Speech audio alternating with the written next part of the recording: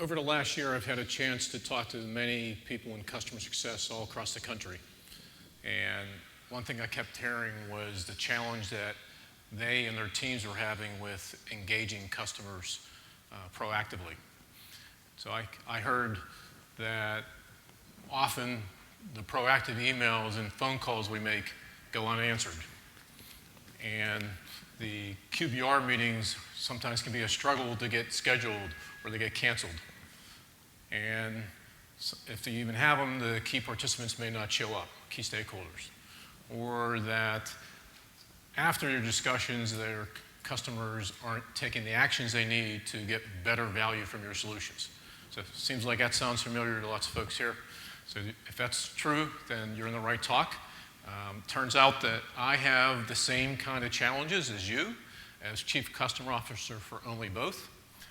OnlyBoth is an early stage software company, and we seek to help companies drive performance improvement for their employees and their customers. I've spent most of my career in product management with a number of technology companies, and that was my passion. Now I'm loving customer success. Fortunately, I'm having the opportunity to leverage my skills with understanding customer outcomes, the business outcomes, the journey they take to achieve them, the experiences along the way, and the problems, opportunities for value creation there. I've always spent time in the companies I've worked with to help that company and their customers make improvements to get better results. And I learned along the way that one of the most powerful ways to get people's attention and to get action is to use benchmarking. People just love to know how they compare versus others. It seems to be more motivating than other ways. If you're not familiar with what benchmarking is, it's simply the process of identifying opportunities to improve or where you're already doing well by comparing to others. And so it's no surprise to me then that I'm seeing customer success organizations starting to apply benchmarking for benchmarking of their customers. And they're doing it so they can help tackle that challenge of customer engagement I just mentioned. So just last year at this conference, Peter Armerly, who's now with Oracle and was then at the TSIA, shared some research findings from the TSIA that said that 25% of their survey respondents said they do customer benchmarking within their CS organization. I've come across a number of early adopter companies, some of which are shown here. Some are large, early adopters of customer benchmarking. Some are large companies like Oracle and SAP and Philips, one of our customers, to small startup, early stage growth companies like Bluecor in New York City. And I would anticipate that many more customer success organizations would start to use customer benchmarking because of the value, the difference it can make with customers, but also the value it helps the CSM deliver to its customers.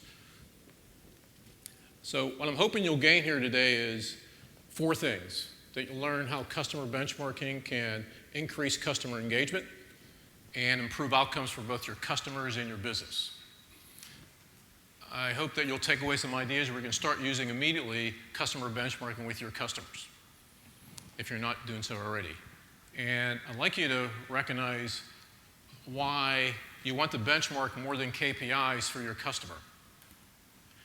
And last, I hope that you'll take away some understanding of how artificial intelligence and its automation and the automation can help you be a better customer success manager, particularly with using customer benchmarking. So the business driver behind why companies are using customer benchmarking in their CS organizations is pretty simple. Your customers are constantly striving to get better business outcomes. Every year their goals get higher. And so they do that because they have to keep growing and stay competitive. And if they're not improving their business outcomes, they're not going to stay competitive and grow. Just take a look at BlackBerry. 2009, they had a 20% market share in smartphones. And I just read something last week that they were near 0% this year. They didn't keep improving. And your customers have to keep improving too, improving their business outcomes so they can stay competitive and grow. And in order for your customers to improve their business outcomes, they have to improve in many underlying ways. They can't just focus on the outcomes. They need to understand, make improvements underneath on their processes, their business processes, the practices they use, the tools they use, and how they use those tools, the skills that they have with their processes and practices in those tools, and how they measure have to improve as well. And as well as the interactions they have with their customers and their suppliers have to improve so they can lead to those better business outcomes that they need to have. And this also, what this means for you, if you're a vendor of a solution for your customers, is that they have to improve the value that they're getting from your solutions and from the relationship they have with you. If they're not getting more value as they go forward, then you may be holding them back from achieving their business outcomes. So in order for your customers to make those improvements on those underlying ways, they have to identify improvement opportunities. And as I mentioned, benchmarking is a great way to identify opportunities to improve by comparing to others. And so your customers want to know the answers to these 4 questions when they compare to others. And the first one is, where could we improve? They want to know the biggest gaps they have versus others like them. What's best in class? What have others achieved? Other companies like them have achieved. What's realistic? This helps them set goals, even stretch goals. What's changing the most about this customer versus other customers? So, and the thinking is that as companies improve, they may be improving, but others may be improving at a faster rate. And so they're actually falling behind. That's an opportunity for improvement. And then the last question is, where are we doing well? Because companies want to continually improve their unique strengths. Otherwise, they'll fall behind as well. So those are the 4 key questions. And the great news is that you have the answers in your data to these questions. If you're a vendor of a cloud-based offering or a web-based offering, you have the answers in your data for 3 reasons. 1, you have many customers who are using the same solutions for similar business reasons. 2, you have data that's a byproduct of the use of your solutions, your products, your services, your programs, and resources. And you also have data about the relationship you have with those customers, each customer. And that data provides a powerful basis for benchmarking one customer versus others and answering those 4 questions that each customer wants to know. So what's also really interesting to me is that you as the vendor with that data is the only company that has that data. Those customers can't get that data and the insights from it and the benchmarks from it from anywhere else. And it's a rich source of comparative insights or action-provoking comparative insights. This is where I see a great opportunity for CSMs to deliver unique value regularly to their customers by tapping into that data. So here's a typical view of customer benchmarking or benchmarking view of a customer that I've seen from looking at a variety of CS organizations that do customer benchmarking. In this case, it's a fictitious customer, Buzzr Corporation, who has purchased an HR suite. And on the left side here, these are metrics that relate to the outcomes and usage of an HR suite. And to the right is the results Buzzr Corporation has achieved in the last quarter. And to the right of that are the average results and the best result that has been achieved by other like customers. And in this case, the peer group is large-sized customers, of which Buzzr is a part of. This is the fundamental information you need for benchmarking. And what I usually see is for the metrics, I'll see 2 types of metrics. The outcomes that customers expecting to achieve, the business outcomes, in this case related to HR-related business outcomes, as well as KPIs. They're leading indicators of those outcomes. Now, not everybody has the outcome data, but that's the one. If we do, I'll see those. Now, on here, and what I see in practice is a lot of companies are using usage-based metrics. Usage of your product is important and it's valuable, but usage is not value. So the best practice is to use metrics that represent the value the customers gain from while they're using your solution. So an example would be like for that metric there, career planning usage, usage of the career planning tool. Another metric related to that I might use would be, that's related to value, is perhaps the percentage of career plans that are actively monitored. Because if you're using your career plans and tracking those and making changes, then that is a sign that they're getting value of improving the development of their talent, right? So best practice, use metrics that reflect outcomes customers want to achieve and the value to the customer while using your solutions. It also pays to look at different peer groups when you're benchmarking a customer versus others. So in the previous slide table, I was comparing Buster versus large-sized customers. Here I changed it to customers in adopting stage. And the data has changed, obviously. The average and best for that peer group has changed. And the ones in red are the most significant changes I highlighted for you. When you look at a different peer group, you get a different perspective and you get different insights. And it helps you make a better decision when you're trying to decide what to do next or where to improve.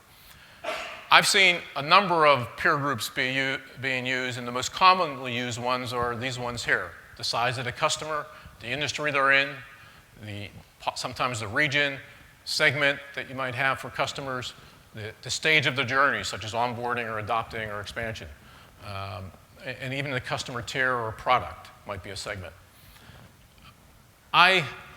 These are generally relatively easy to benchmark against because in your data, particularly if you're using Totango, you can slice and dice your data by some of these peer groups. So they're easy to look at get the data that way. But from a customer viewpoint, they're not always meaningful to them because some customers will tell you, even though I'm a large-sized customer like these other large customers you have, we're very different than them. So they become less persuasive when you present some data to them.